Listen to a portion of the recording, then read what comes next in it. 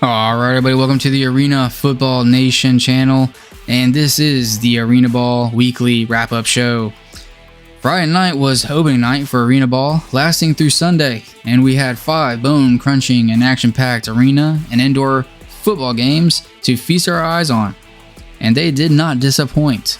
So let's get right into it.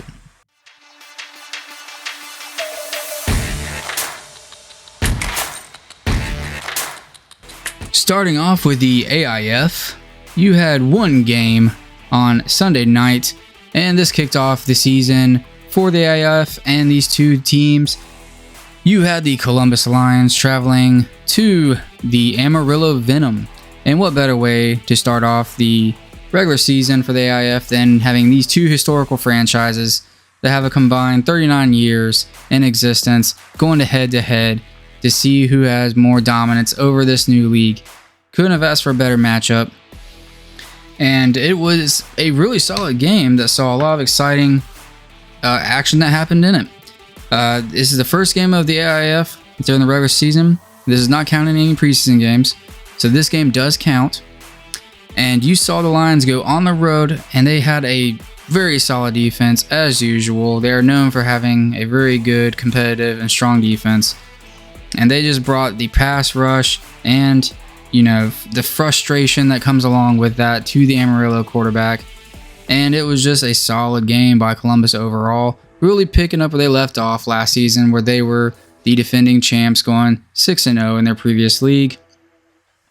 But to start the game off, which was a really exciting play, you got off with a bang with our Amarillo, who took a opening kickoff for a touchdown.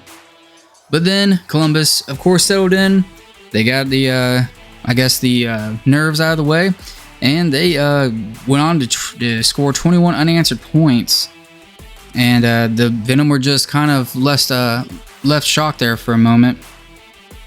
But after a very impressive Venom score for a touchdown catch, the game was at 21-14, but the Lions continued to score as the game progressed, 20 more points, leading to a final score of 47-26.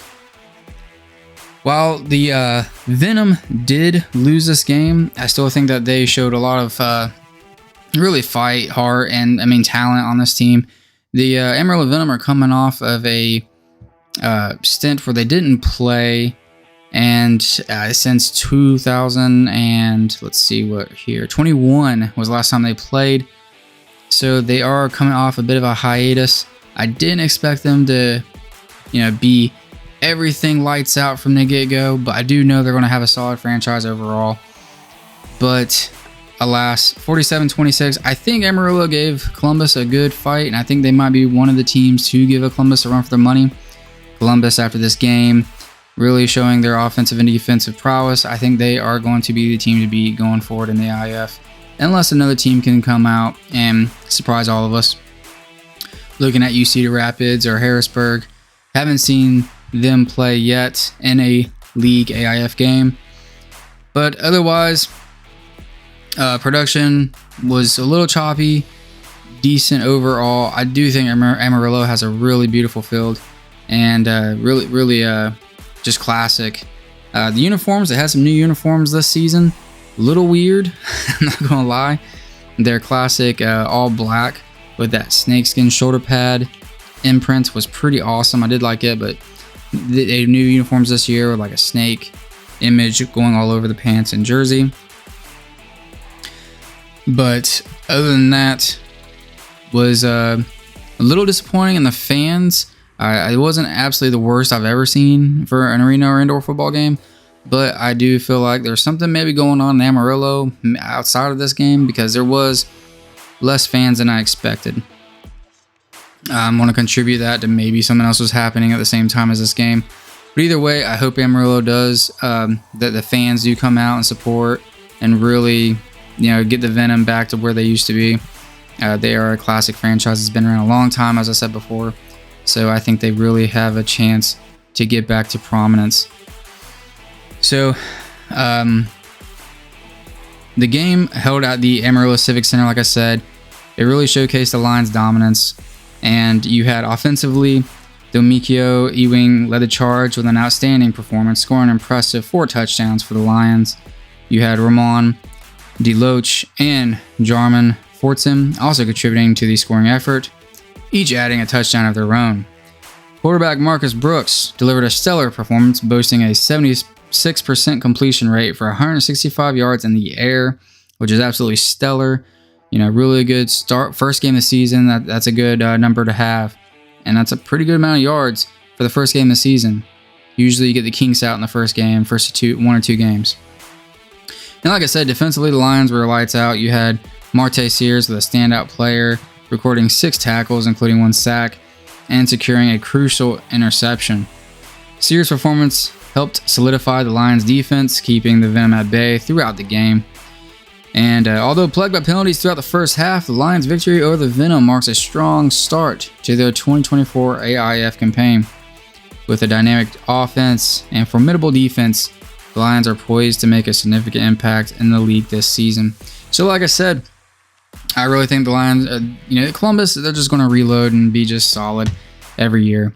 They're never really a team that has these down years. They have good management, good coaching, and I think they're going to be the team to beat going forward in the AIF. So really solid start by them. Amarillo, you're not down out yet. Obviously, it's only the first game of the season. I think they have some pretty good weapons and great coaching as well. So I think that they will turn it around. There is plenty of games left. So with that being the only game that was a league game for the weekend starting out the AIF, we do have some other mentions. You did have Cedar Rapids and Corpus Christi in some scrimmage preseason games of their own.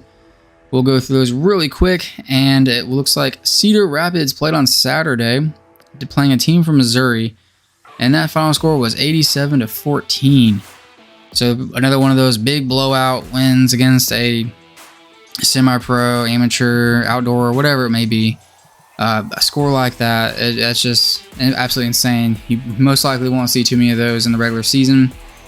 But good for Cedar Rapids, another team that folded or went dormant either way, and they're back now. So glad to see them having pretty strong offense regardless. I did not get to watch the game. I had too much stuff going on and other games to watch. But I'm excited nevertheless to see the Cedar Rapids come back. And then you had on Sunday the Corpus Christi Tritons playing the Oklahoma Tribe, and that was a final score of 50-18 for the Tritons. Tritons are another team I was looking forward to seeing. I thought they could have a chance to really give some good competition to Columbus and Amarillo and some of the top-heavy teams of this league, maybe Harrisburg. We haven't seen them play yet until now, and this was another one of those preseason scrimmage-type games. And 50-18, not much you can read out of that, except for they didn't score 87+ or whatever. But yeah, really excited to see these two teams get into some regular season action against their fellow teams in the league. And part of the core for these preseason games, there's not much you can read out of it, except for it's a glorified scrimmage. All right, with that being the only league game of the opening night or opening weekend for the AIF, we'll take a preview at what's to come. And here we have 2 games, a nice little doubleheader action on Saturday, March 23rd. Both games will be at 7 p.m. You have Corpus Christi playing their first, AIF official match against the Mississippi Raiders, the team that lost in the championship to the Columbus Lions in their previous league. So that's going to be interesting to see how a team that was able to make it to a championship the previous year, how will they do bouncing back in this new league, and how will Corpus Christi do against that type of competition? What are they going to bring to the table? What type of team are they? And really excited just to see what they have to offer. This should be a good matchup for both teams as they get started in league play, and we'll have to check that one out for sure. Next up, you will have a very interesting game. This is going to be one of the games of the weekend I'm most excited to see, and that's just because it's an interleague game. You actually have the Cedar Rapids River Kings taking on the Colorado Spartans of the NAL.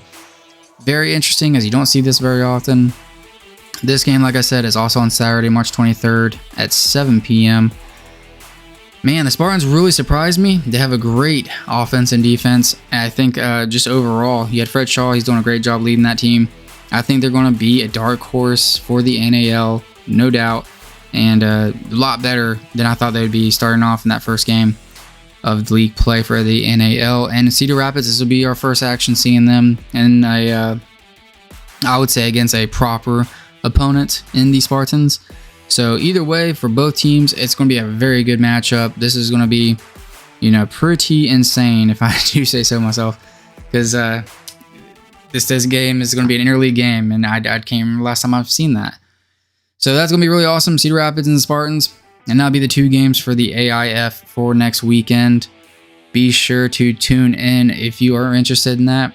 I think the AIF is going to be a lot more competitive than we initially thought. You have probably about 3 or 4 top-heavy teams, and then some dark horses or teams that we don't know much about. I mean, Mississippi could come out and be a solid team for all we know. Either way, we're just happy to have more arena and indoor football action, and just the more I can get, the more I can take, the better, because I love this sport. But that will do it for the AIF. Be sure to check it out. I think the games will be streamed on the individual teams, the home teams YouTube channel. I do not think the AIF has its own channel that they stream from, but either way, just check it out, the socials for the teams. Check out the YouTube channels, and I'm sure you can find it. All right, everybody. Thank you for checking out the video.